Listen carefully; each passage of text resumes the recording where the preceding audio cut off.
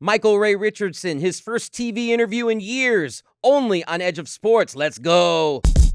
A champion is bred from hard times, scarred mind standing on the ledge. The squad grind all time, victory in spite of opposition. Welcome to competition. You pick a side, I pick a side, they pick a side. Take a knee against abuse, they rather you die. Pushing through dark tunnels, trying to shed light. The fight is on the moment we enter the game of life. Get it right before the whole thing gone dead. Let's go ahead and take it there. Meet me on the edge. Welcome to Edge of Sports, only on the Real News Network. I'm Dave Zirin. This week we have a legend in the house, a basketball player who in the early 1980s captured the imagination as to how the guard position could be played until he was banned from the league after testing positive 3 times for drugs. Yes, the drug war ended his brilliant career in the NBA, but his pro hoops career was just beginning, and we're going to talk to him about all of that. He's the one they call Sugar, Michael Ray Richardson. Also, in Ask a Sports Scholar, I'm talking to Professor Letisha Brown about her study of the slowly integrating world of women's gymnastics. And it's football season, of course, so I got a question. Have you ever wondered why football is so popular in the United States and so unpopular everywhere else? Well, I got some theories that I'm going to share in choice words. But first, Michael Ray Richardson. Michael Ray Richardson, Sugar, thank you so much for joining us here on the show. Well, thanks for having me. It is a pleasure. You know, I remember watching you growing up and thinking that you were like a faster version of Magic Johnson. At your best, do you think anyone was better? Absolutely not. I have heard that I was a smaller Magic, but I was there before Magic, so I think he was a bigger Sugar. Magic was the bigger Sugar. I got that. Yes. You know, I'll always remember you beating the defending champions, the Philadelphia 76ers, first round of the 84 playoffs. You win 3 in a row over Dr. J and Moses Malone, a team that people thought was going to be the new dynasty. What do you remember about that series? I remember that series because, during the season, we always matched up well with Philadelphia. For some reason, Albert King gave Julius Erving fits. He was much younger than the doctor. He was more athletic than the doctor at that time. On the other end, Cheeks and Tony, they were too small for myself and Otis Birdsong. So we kind of matched up with them really, really well. Wow. I think during the whole season that they had beat us 3 times, we have beaten them 3 times. But we always loved to play Philly in Philly because it was like playing another home game because it was so close. You know, your team had some great players. You mentioned Albert King and Otis Birdsong. I could also go with Buck Williams and Darryl Dawkins. Could that team have contended for a title if y'all were able to keep it together? I think so. The series after we had beat Philly, we had won like the first 2 games in Philly. Then we went home and we lost the next 2 games against Philly. And what had gave us a lot of motivation was that Julius Erving puts in the newspaper, headlines that the New Jersey Nets might as well mail in the stat sheet because this series is over. Well, when we had gotten on the bus going down to Philly the next morning, we saw the newspaper hanging there on the bus. And so all the guys said, let's go back home and let's close it out at home because we had just won 2 games in Philly. So that in that game 5, we went there. We were under no kind of pressure because didn't nobody expect us to win anyway. So we went in there and we played relaxed. And I remember Otis and myself, we controlled the tempo of the game. Maurice Cheeks and Andrew Toney had no answer for me and Otis. Now, one of the players we just mentioned was, of course, Chocolate Thunder, the man from Lovetron, the late Darryl Dawkins. What an incredible personality in the NBA. Can you tell us a little something about Darryl Dawkins? What made him unique? Daryl was probably one of the most nicest guys that you ever met. Daryl had probably the most talent that I've ever seen out of any big man. He was Wow. quick. He could handle the basketball. He could shoot. But Daryl didn't really want to be great. Daryl wanted to be good. During the basketball game, all Daryl wanted to do was just get a couple of dunks. After he got his couple of dunks, he would give you 100% on the floor. But he was unbelievable talent. Yeah, I do want to talk to you about your forthcoming book, but just one more question. You were a college superstar coming out of Texas and going to Montana. Can you tell us a little bit about how did you end up in Montana and what was the culture shock like for you? Well, I was born in Texas, but I moved from Texas when I was 5 years old to Denver, Colorado. So I was kind of raised up in Colorado. My senior year, I was recruited by the University of Iowa, Colorado State University, and the University of Montana. So I had a offer to go and visit the University of Montana. So I went there. I met the legendary Judd Heathcote. And the reason why I chose Montana was because I was going to be able to play like right away. I didn't have to go there and set a year or two before I had my opportunities. So when I chose the University of Montana, I went from an all-black high school to an all-white college. Wow. I mean, out of the whole university, I think there was about 35 blacks, and most of them played on the football team. So, but I was the only black on the basketball team like the first 3 years. Wow. So like the first 2 months, I was kind of, I stayed in my room, going to my classes and stuff. And then after that third month, I started, meeting like a couple of, guys that played on the football team, other guys. And so it was probably the best choice that I ever could have made in my life. And if I had to do it all over again, I would do it the same way. It's interesting that you mentioned Judd Heathcote, who, of course, coached Magic in '79 to the title at Michigan State. Did Coach Heathcote ever share with you that coaching you actually prepared him for coaching Magic? Well, we had talked about it. I mean, he had said that Magic had the same skill set that I had, but he was a little bit bigger, and I was a better shooter. But we both had the same game. And I would also say you were a better defender, but that's another conversation. I was a much better defender. Yeah, not even close.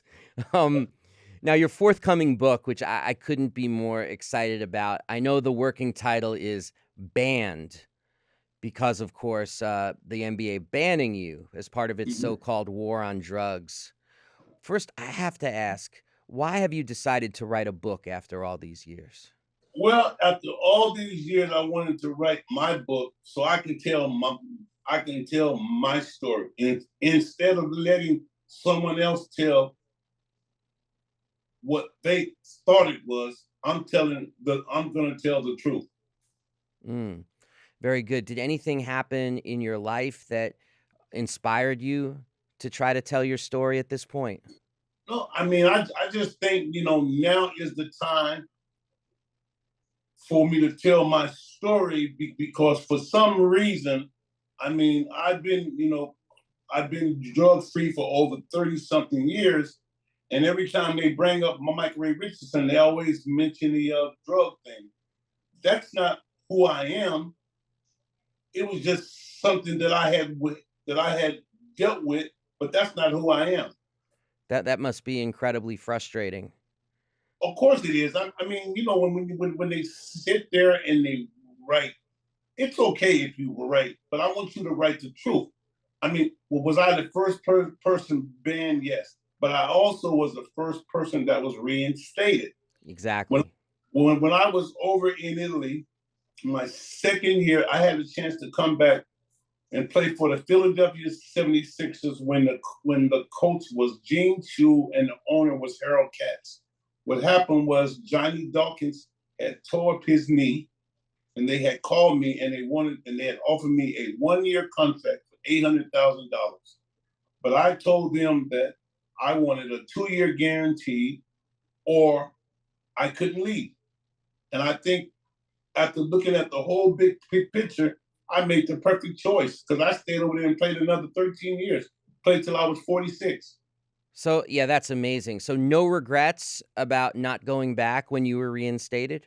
None whatsoever. I mean, I was able to fulfill my dream in another country.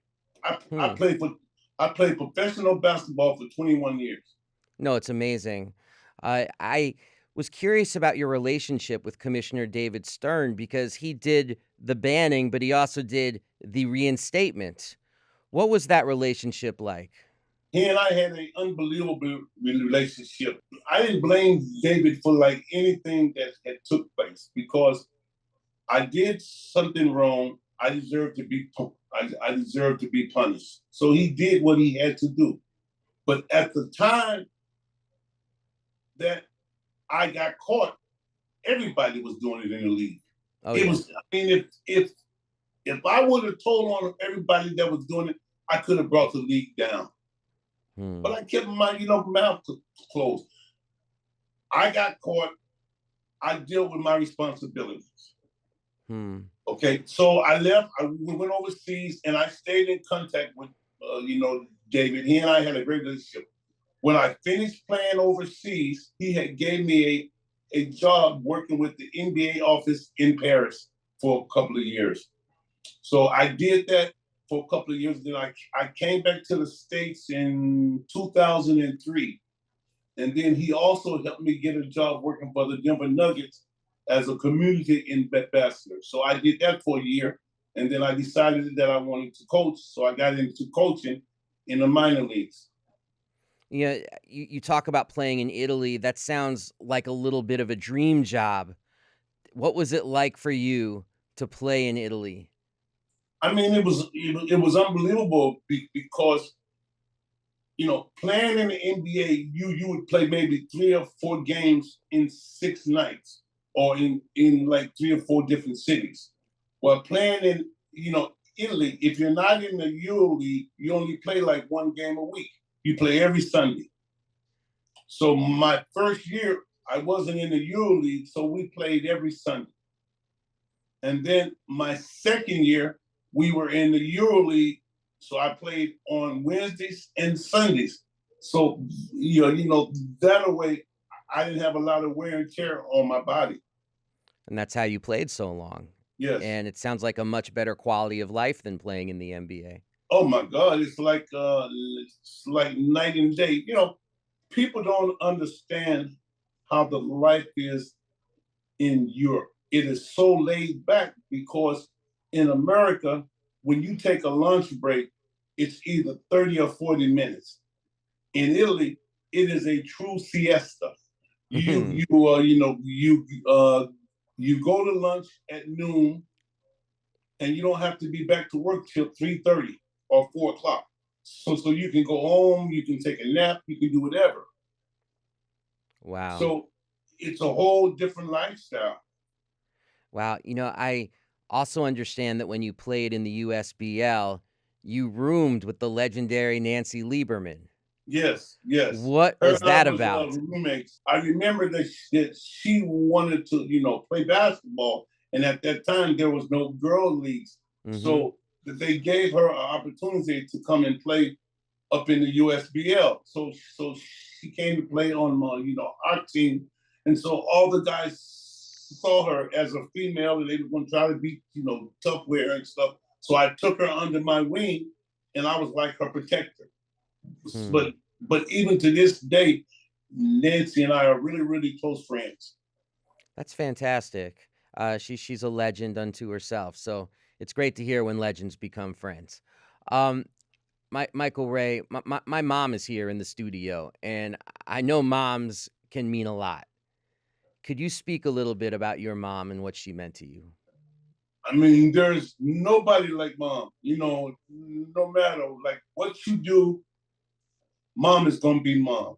You Mm, know, she's gonna tell you, what's wrong from what's right, but she's never gonna turn her back on you. She's never gonna treat you no different, no matter what you are going through. She's gonna be there for you 100%. that's beautiful. Before we go, is there anything else you'd like to add or say about your book, about your life, your career, and what it means to be Sugar, what it means to be Michael Ray Richardson? I mean, like right now, it's great to be Sugar. I mean, I've been blessed. Basketball has took me to places where I probably never had the chance to see if I never played. It has given me a comfortable life. It has made me, look at the whole world on you have to take the good with the bad because there's a lot of bad, but also there's a lot of good. I don't think there's one person in this world that can say that they have lived a perfect life. Hmm.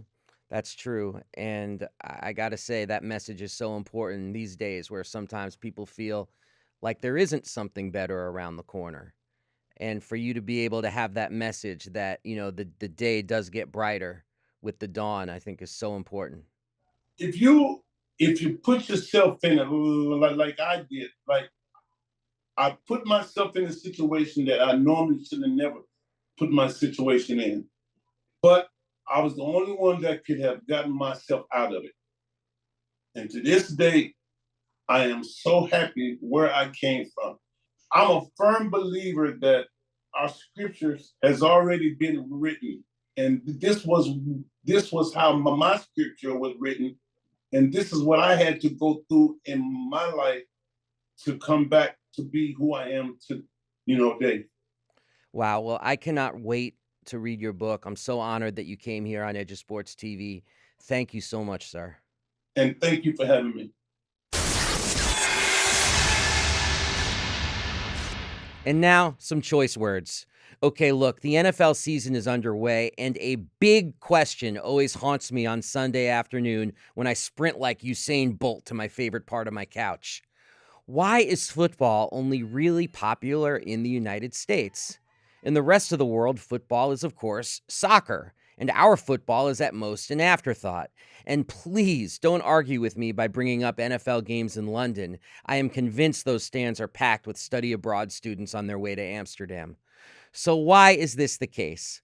Why do other countries reject our football as a point of pride, especially when our other cultural products like music and movies or other sports like basketball tend to spread around the globe like wildfire? Now, I've heard some explain this by saying, well, the USA is a violent country, so people love a violent game. And that's true. But while that sounds smart, as Jules Winfield said in Pulp Fiction, that shit ain't the truth. I mean, there's violence across the world, and yet that doesn't make people football fans. So, what is it about this country that makes football our addiction of choice? Why are TV ratings, even in our fractured culture, always on the rise when it comes to football? To understand why, you have to look at everyone's favorite subject in high school: history. So let's take a trip in the Wayback Machine and explain how football got baked into the cake of this country's psyche. Football began to flourish here at the turn of the 20th century, not as a fun diversion for kids, but to aid a U.S. foreign policy obsessed with dreams of a global empire. Those dreams existed side by side with the fear that the children of the wealthy, the ones supposed to lead this conquest, were too soft, too weak, too quote-unquote unmanly for the task of running the world.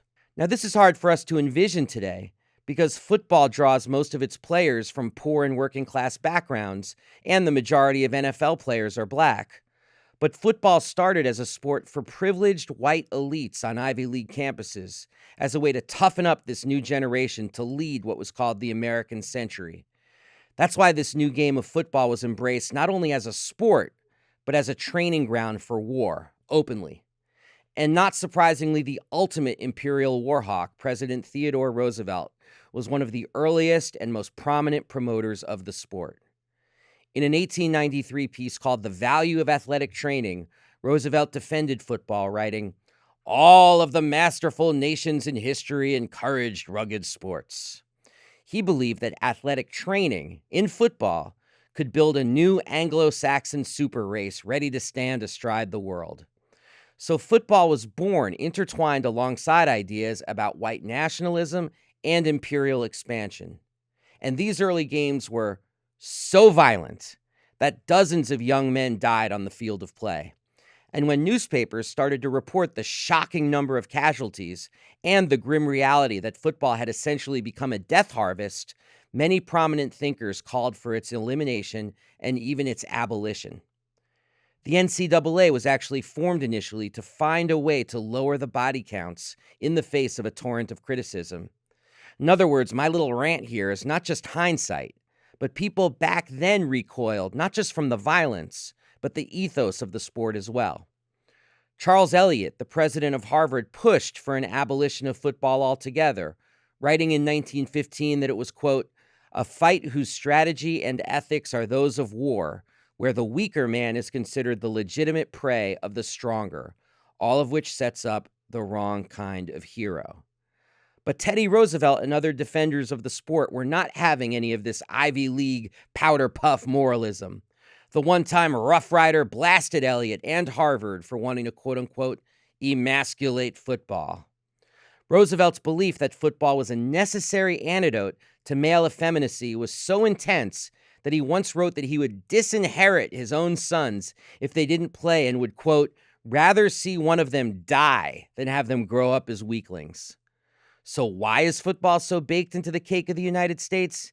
Here's the answer. It's imperial ambitions and a ruling class fear of losing a masculine edge in a society where rich kids tend to grow up as soft as a duck feather pillow. Now fast forward to 2023, and it's amazing how little has changed. The GOP in particular has become the party of white male panic. Their platform is fear-based, fear of declinism, fear of the other, and fear that we won't be able to keep what has already been conquered. This is not to say that only right-wingers are football fans, far from it. But only in a country such as this one, only in the United States of anxiety, do people clutch this sport so firmly. And maybe we clutch it because we feel it all just slipping away.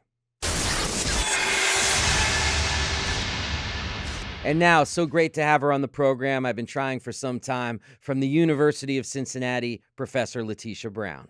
Professor Brown, thank you so much for joining us here on Edge of Sports. Thank you so much for having me.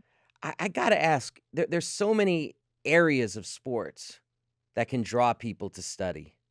What drew you to the politics of being a Black gymnast in the United States? Ever since I was a little girl, I've loved gymnastics. And as I've gotten more into my career as a Black feminist sports scholar, I noticed that there is just this room for a deep discussion on Black gymnasts, especially considering just how much more prominent they're becoming in society, the major issues that they tend to face in terms of representation in the sports media. And I think that it's an important area to study when you think about like white spaces in particular, and gymnastics as being one of those sports that has consistently been a white space. It took until 1992 for there to be Black gymnasts at the Olympics on Team USA. You know, we had Dominique Dawes and Betty Okino. And then after Dominique Dawes made her triumphant third Olympics, we didn't see anybody until Gabby Douglas 12 years later. I have to shout out Dominique Dawes, who's from this area and whose cousin runs the barbershop where I get my hair cut and is a big fan of the show. So I can't just pretend that Dominique Dawes isn't part of my life because there are big pictures of her in the barbershop every time I go in. So Love it. We pay our tribute to the GOAT, absolutely. Are there more reasons now why there are more Black women and women of color generally in the gymnastics pipeline compared to decades past? I think that visibility really has a lot to do with it. Like we always talk about how representation matters, but it really, really does. You know, growing up in the 90s and early 2000s, there was just Dominique Dawes and Betty Okino. And even now, with the growth of not just elite gymnastics at the national level, but also the collegiate level, we're seeing many more like Black and brown faces. We have now two HBCUs that have women's gymnastics team, which Wow. I never thought would happen. You know, Fisk was first, and now Talladega College in Alabama is the second. And I think things like that are important. It gives opportunity and opens doors and shows that there is room for us in these once upon a time white spaces. Mm. You know, to me, one of the great, most accomplished, and tragically most underrated athletes of the last quarter century is Gabby Douglas, the great Olympic champion. There has been so much bizarrely negative media coverage around her for reasons that to me seem frankly incomprehensible, beyond just saying, well, racism, United States, there you go. But I was hoping you could help us decode it a little further, help us understand why Gabby Douglas isn't lauded as the sports hero that she should be. This is something that I've really thought about because, you know, Dominique Dawes competed in the 2000 Sydney Olympics, and that was her third Olympic Games. And it would take us another 12 years before we saw another Black woman reach that level, and that was Gabby Douglas. And I was blown away by her composure, by her athleticism, and the fact that she was a teenager when she was on the Olympics and she received so much backlash. I remember 2012, all of the conversations about her hair that became center stage, and like the politics of Black hair in the US are completely complicated. I mean, we're creating legislation like the Crown Act in order to outlaw hair discrimination against natural Black hairstyles. So we know that there's something there. Like people always say things to me like, well, it's just hair. And it's like, maybe for you, because there isn't Mhm. legislation that dictates what white women can do with their hair, but there is when it comes to Black women and Black girls. And I think, you know, we live in a society in which Black girls are becoming more visible, and that visibility leads to higher punishments if we're thinking about push out. And I wondered if the backlash was kind of this reaction to once again having a Black woman in a space that wasn't where she was expected. And I felt for her. And in my book that I'm working on, I have a chapter on Black hair in which I talk about Gabby Douglas. And I love the work of Dr. Akila Carter-Francique, who does representing Gabby work. And I do think that it's more than just racism, but that brings us to this kind of intersection of racism, especially anti-Black racism and misogyny, like misogynoir that Moya Bailey talks about. And I think that that's exactly what Gabby Douglas has been experiencing because she couldn't win. Right. There was nothing that she could do to win. Like she was winning in terms of gold, but in terms of her representation, like in 2012, it was a problem with her hair and that it wasn't composed in a way that people thought was appropriate. But I feel that the people who had the biggest comments had never been gymnasts. Mm. Because as a former Black gymnast, her hair was fantastic for what it did. And I also think that there's just like a lot of discussion and deep-seated anger about Black women and embracing their hair and their beauty and their athleticism. But then when she competed again, you know, in Rio alongside Simone Biles, she didn't seem happy enough for people. She didn't put her hand over her heart in a way that was seen as, you know, responding appropriately to our American society. And yet other people had similar reactions and similar presentations, and they weren't nearly as dogged as she was. Like they weren't nearly as hated within the media as she was. And I find it bizarre, quite honestly.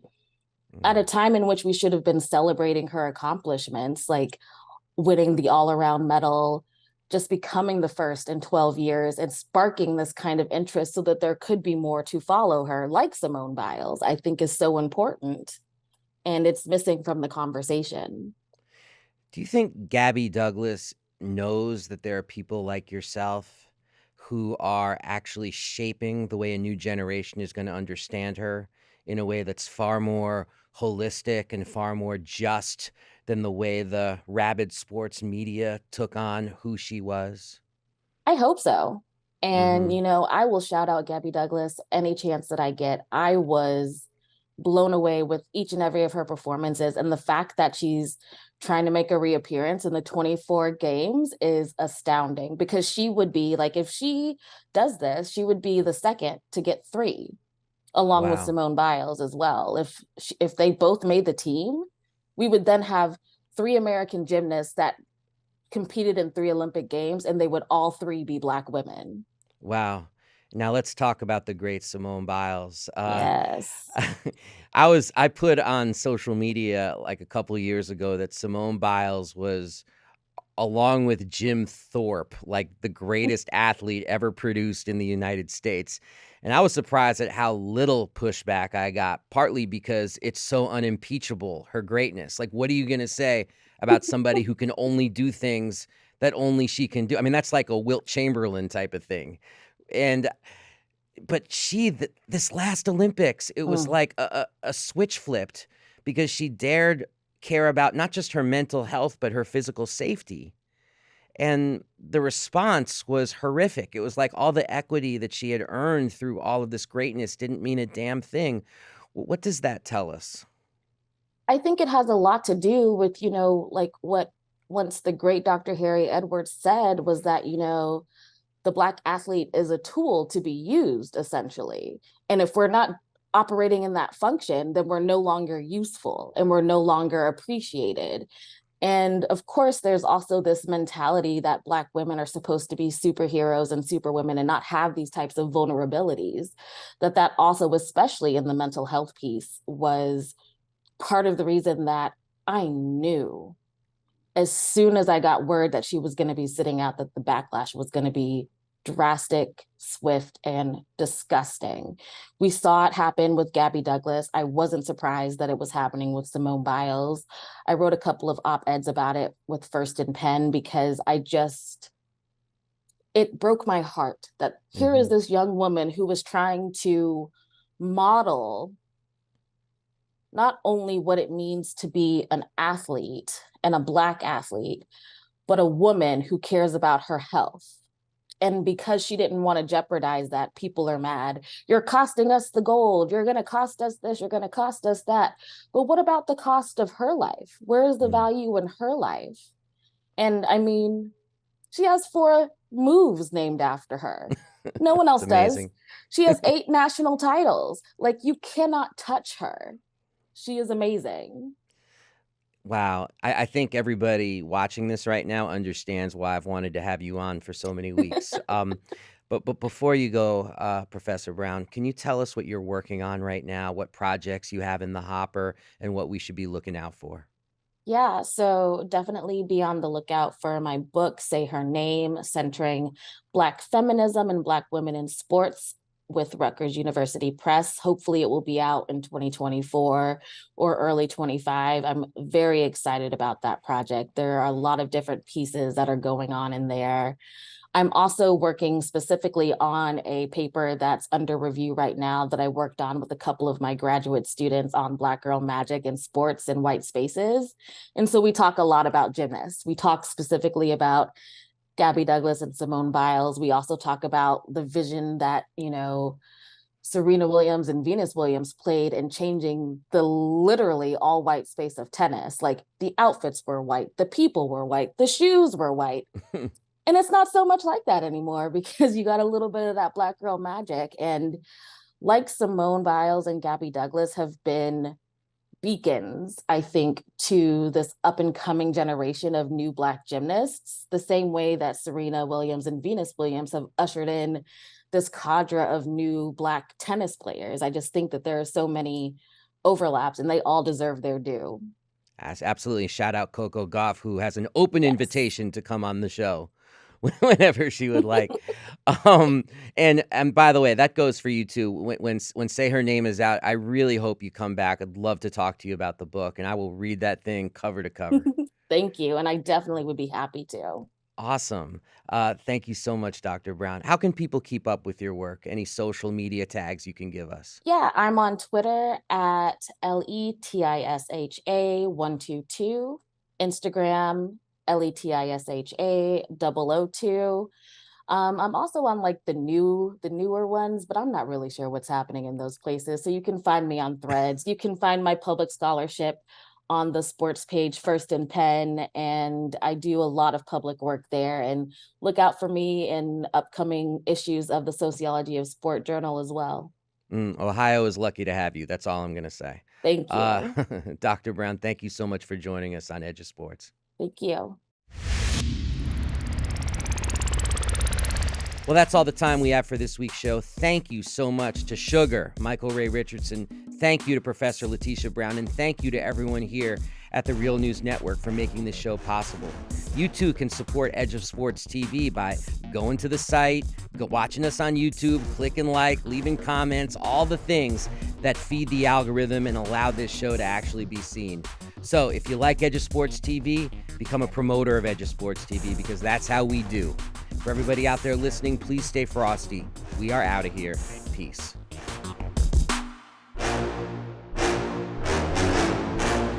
Thank you so much for watching the Real News Network, where we lift up the voices, stories, and struggles that you care about most.